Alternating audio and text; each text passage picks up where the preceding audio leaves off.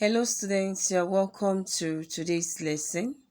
Today we'll be looking at another interesting topic, the internal structure of the earth.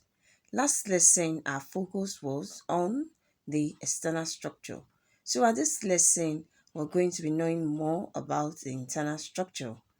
Also, some of the objectives of this lesson are we should be able to define the internal structure of the earth, also be able to list the layers that forms the internal structure of the earth.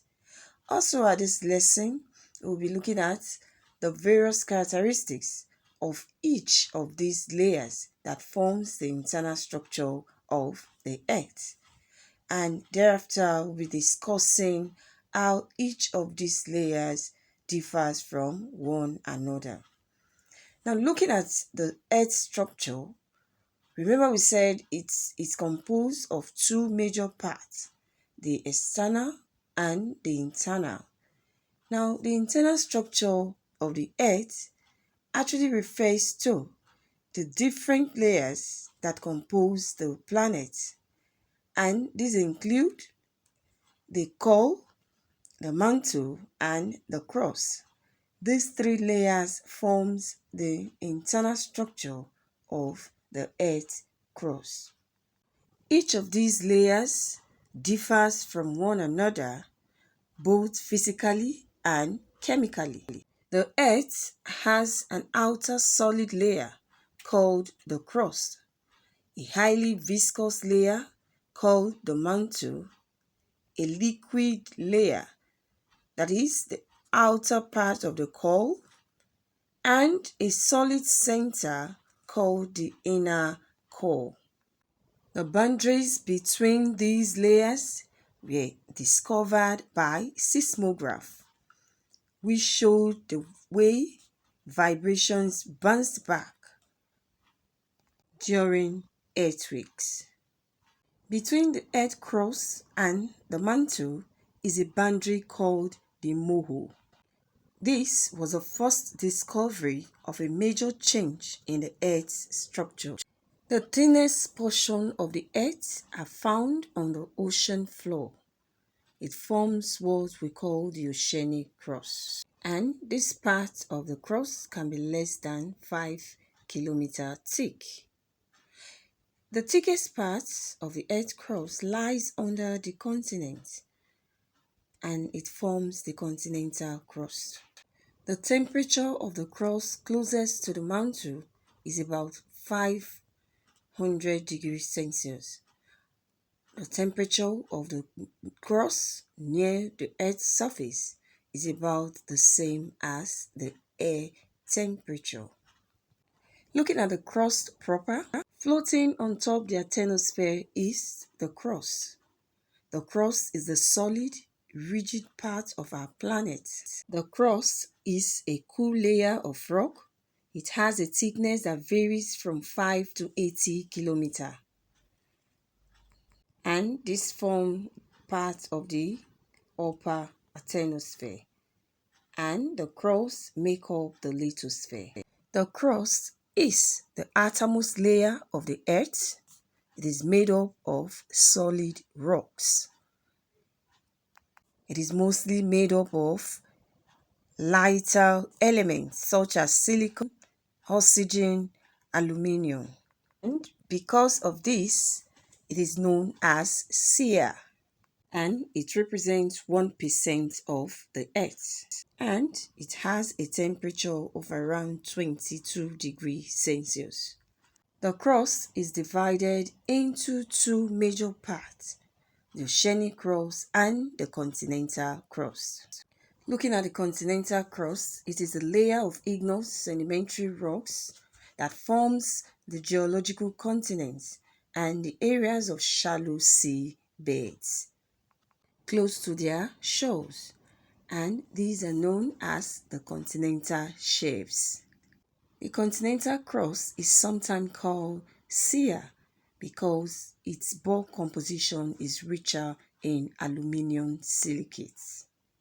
It has a density of 2.9 grams centimeter cube. Next is the oceanic crust. The oceanic crust is the uppermost layer of the oceanic portion of the tectonic plates.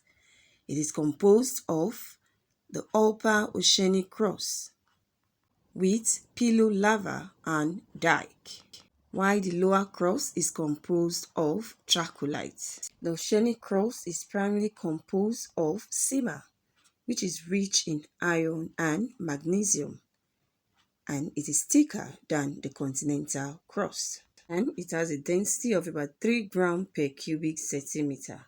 Next is the mantle. The mantle is the layer of the earth right below the crust.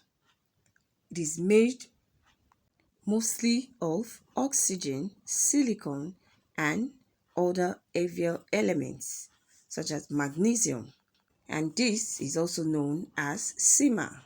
The mantle is divided into layers.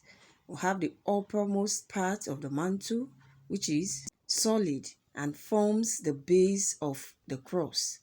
It is made up of heavy rock peridotite. Continental and oceanic plates include the crust proper and this uppermost solid layer of the mantle. Together, this mass makes up the lithosphere.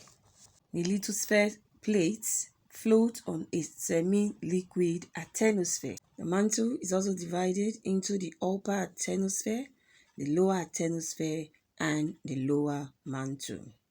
The mantle has a temperature of 1400 degrees Celsius to 3000 degrees Celsius, and it is both in liquid and solid state. Next is the core. The core represents 15% of the earth, and it is divided into two major parts. We have the outer core and the inner core. The core is located at the center of the earth. The core is the Earth's source of internal heat. This is because it contains radioactive materials that releases heat as they break down into more stable materials. The outer core is around 270 kilometers thick. It is made of liquid because it experiences less pressure than the inner core. This layer also conducts electricity, and it creates the electrical current that forms Earth's magnetic field. The outer core is made up of liquid iron with some nickel. The outer has a temperature of 3600 degrees Celsius. Between the layers of the outer and the inner core is a boundary called the Lyman's discontinuity, and this is actually the hottest part of the core. It is as hot as the surface of the sun. The inner core is around 1216 kilometers thick. It is made up of solid iron with some nickel. This dense metal, a solid inner core, rotates within the liquid outer core.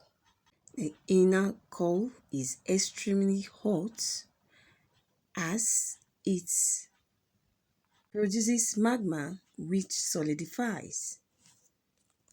It is extremely hot but solid as it produces materials under high pressure and temperature.